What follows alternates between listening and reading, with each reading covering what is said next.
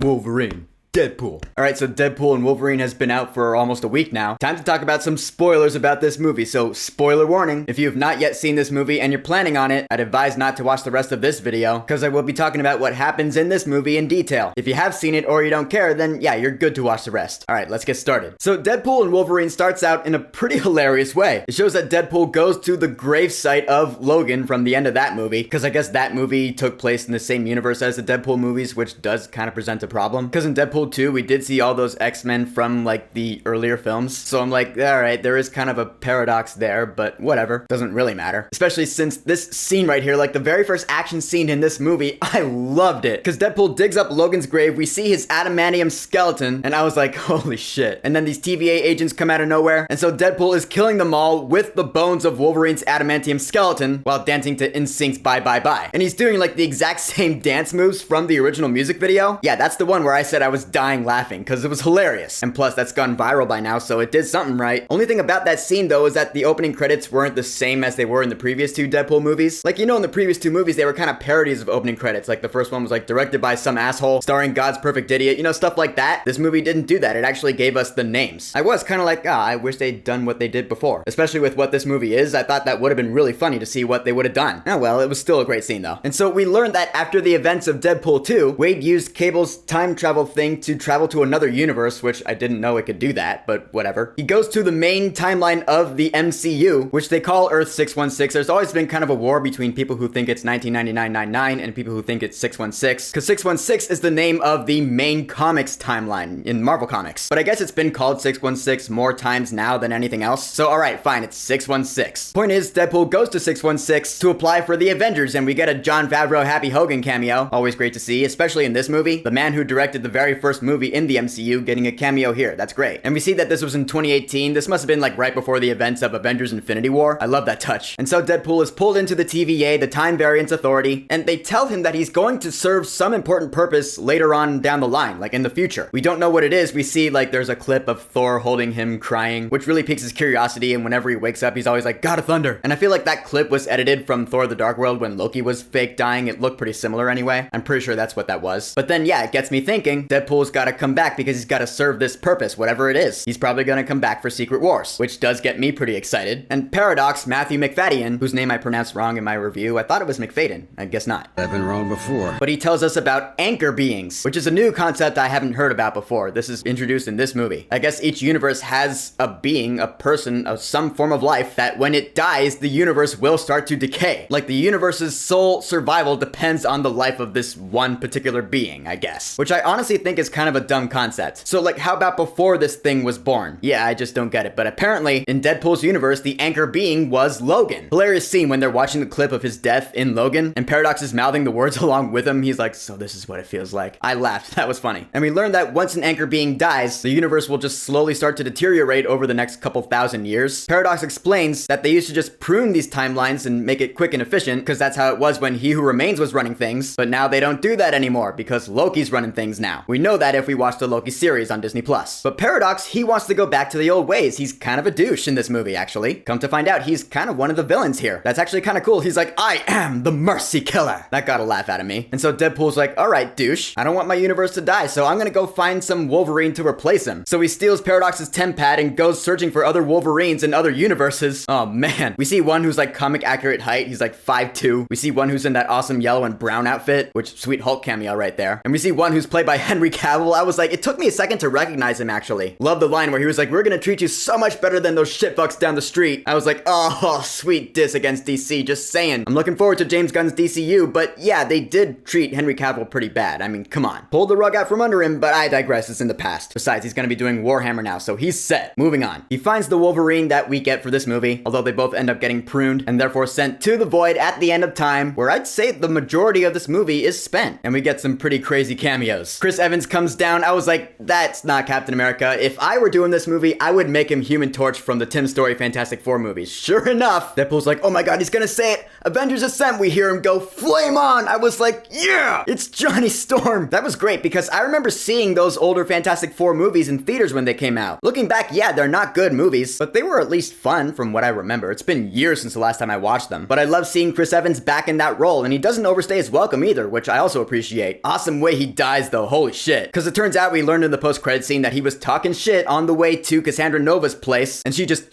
sucks the skin right off of him. I was like, whoo! And we see his skeleton and muscles and blood just standing there, and then it just topples to the ground. That was awesome. Wow. And so yeah, Cassandra Nova. We learn, and this is actually accurate to the comics, she is a twin of Charles Xavier. They shared a womb together, but I guess she wasn't meant to exist, or she was supposed to become a douchebag or whatever, so she was sent to the void before she could walk. Her powers really are awesome. Like, she takes Deadpool, lifts him up, and like turns him and crashes him into the wall. She's kind of like Ebony Maw in that sense. That was really cool to see. Also, the way she could stick her fingers in people's heads and read their minds that way, I saw that that's also right out of the comics, but I was like, oh, that is gnarly looking. Especially with Paradox later, like her fingers are coming out of his eye sockets and his nose and just, ugh. It was kind of gross. It was a really cool effect. I wonder how they pulled that off. But moving on to later in the movie, I love the part where they're in that Honda Odyssey and Wolverine just insults the shit out of Deadpool. He's like, you will never save the world. You couldn't even save a relationship with a stripper. And he goes on from there. I was like, dude, oh my god, I wonder how much of that was ad-libbed actually. Because you imagine there's probably a lot of ad-libbing in this movie, it being a Deadpool movie and all. And then once he's done, Deadpool's like, I'm gonna fight you now. And then they fight for the second time, and which was also a great fight, because I love it. He's thrown back, and he was like, ugh, I was wrong. The Honda Odyssey fucks hard. That was great. And then they just fight the night away. It picks up like the next morning, and it shows that they're both just exhausted. And then they're found by the Resistance. They're taken back to their base, where we get the big cameos. Jennifer Garner's Elektra, who I did know was gonna be in this movie. They announced that like a year ago, so I've known about that for a while. I have seen the Ben Affleck Daredevil movie in which she made her first appearance, but I've never seen her solo movie. Good thing is I didn't have to. In fact, for all the cameos in this movie, you didn't have to. I really appreciate that. Wesley Snipes' Blade comes up next. That one I had no idea about. That threw me completely off guard. Although I will admit, I have never seen any of the Blade movies. I know, Blade 1, which came out in 1998, was like the first really successful Marvel movie, and I'll probably watch those movies before the new Blade comes out. Also, hilarious line when he's like, there's only ever been one Blade. There only ever will be one Blade. And Deadpool just turns to the camera, because we know Mahershala Ali's gonna play Blade in the MCU later, if that movie ever actually gets up off the ground. Then we get Channing Tatum as Gambit. I actually predicted that he was going to be in this movie, because that would have been perfect, and it is perfect. Because for those of us in the know, there was going to be a solo Channing Tatum-led Gambit movie in Fox's X-Men timeline. I heard about it for years. It was in development hell, and then it ultimately just got scrapped. So I loved seeing him in this movie, and what we might have gotten, or maybe what we did get somewhere else in the multiverse.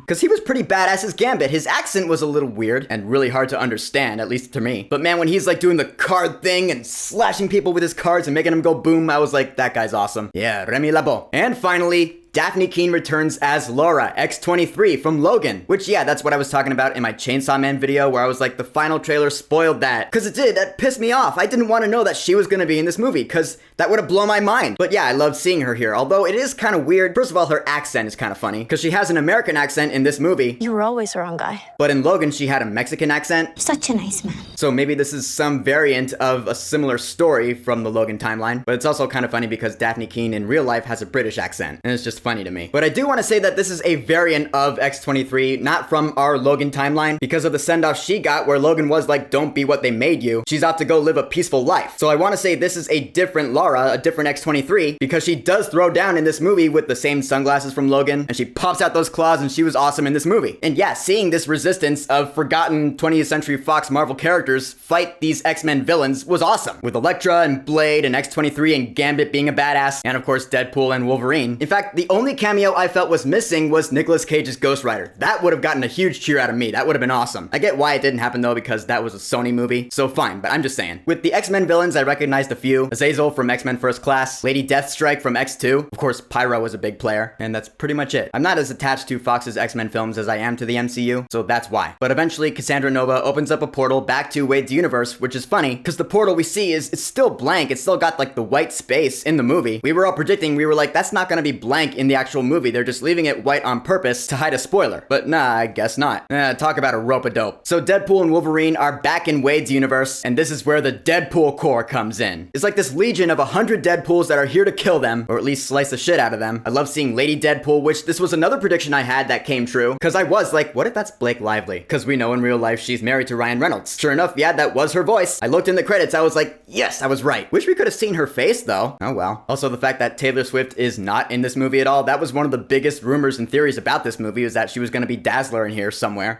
Didn't happen. I was actually kind of surprised by that. I'm just saying, because that would have gotten a pretty damn big cheer. But yeah, all these Deadpools are pretty funny. We have one that's voiced by Matthew McConaughey, another, the floating skeleton head, is voiced by Nathan Fillion. The kid is voiced by one of Ryan Reynolds and Blake Lively's kids. Had a pretty hilarious line. Also, gotta point this out. When Deadpool Prime comes out, he's like, oh my god, this multiverse thing has to end because it's been miss after miss. I was like, I don't think so, but anyway. But he goes on to say, the Wizard of Oz did the multiverse thing first, and it did it the best. The gays knew it. I was like, Wizard of Oz, wicked hype, let's do it. I'll count it. Also, that was hysterical. And then Deadpool and Wolverine, they come out in slow motion, which... Alright, the money shot slow-mo walk was really one of the biggest highlights of the trailers, all the while they knew that they didn't show the very end of that shot where Wolverine reaches up and puts on his cowl. Holy shit, the cheer that got. I was like, ho! I'll admit the cowl took me a little getting used to. It did look kind of goofy, at least at first, especially since the pupils are blank like Deadpool's. But nah, it totally worked and it was awesome, especially when they're throwing down, which, dude, when they... This is such an awesome action scene. It's a tracking shot where they're just going through, tearing through all these different variants of Deadpool. This is the equivalent of the No Way Home moment where the three of them are swinging together, or the Sonic the Hedgehog 2 moment where Sonic, Tails, and Knuckles come up on that precipice. I just love moments like these because these are the crowd-pleasing moments right here. It's the team-up that we've always wanted to see in a movie. I figured this movie was gonna have a moment like that, and it certainly delivered. It was awesome, and Madonna's Like a Prayer...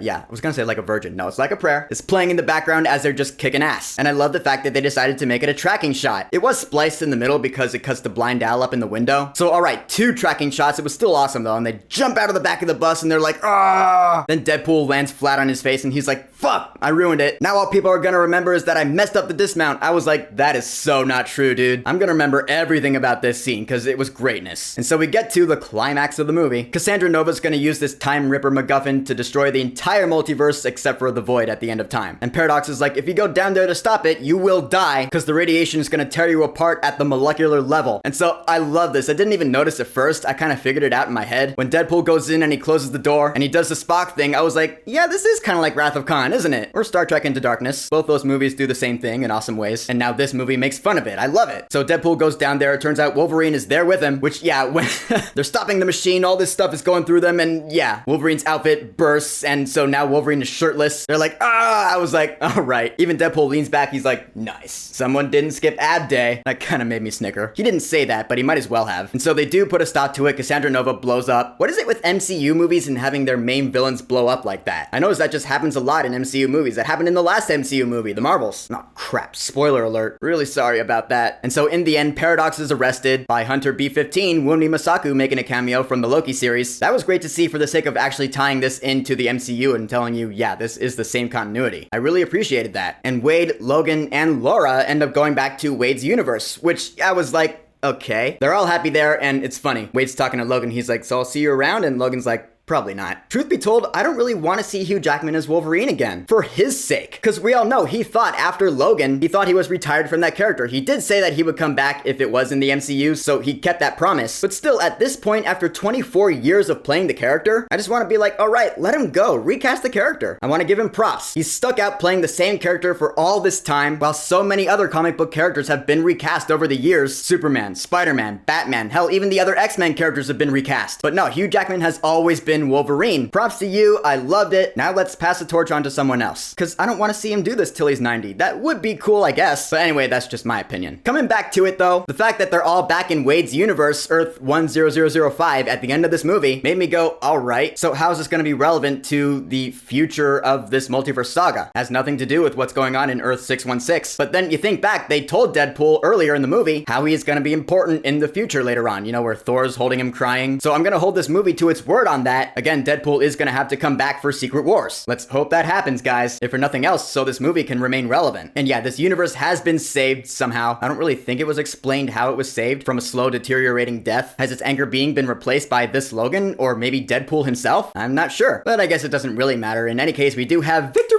and that is Deadpool and Wolverine. In conclusion, Deadpool and Wolverine, I see it as a love letter to the 20th Century Fox Marvel movies of the 2000s. You know, the earlier X-Men films and Elektra and Fantastic Four. It even shows during the credits of this movie. You hear Good Riddance by Green Day playing, and it shows behind the scenes footage of those Fox Marvel movies. It's a pretty good send-off and salute to that era. Even though a good chunk of those movies back in the 2000s weren't received that well, like Daredevil, Elektra, and the Fantastic Four films, they still did take part in paving the way for what we have today. That was worth acknowledging, so I give give this movie props for doing that. And we shall see how this plays into the future when the multiverse saga wraps up with Avengers Doomsday and Avengers Secret Wars. But until then, Deadpool and Wolverine, what was your favorite spoilerous thing about the movie? And of the 3 Deadpool movies, which one is your favorite? Deadpool, Deadpool 2, Deadpool and Wolverine? Whatever you think, go ahead and leave a comment.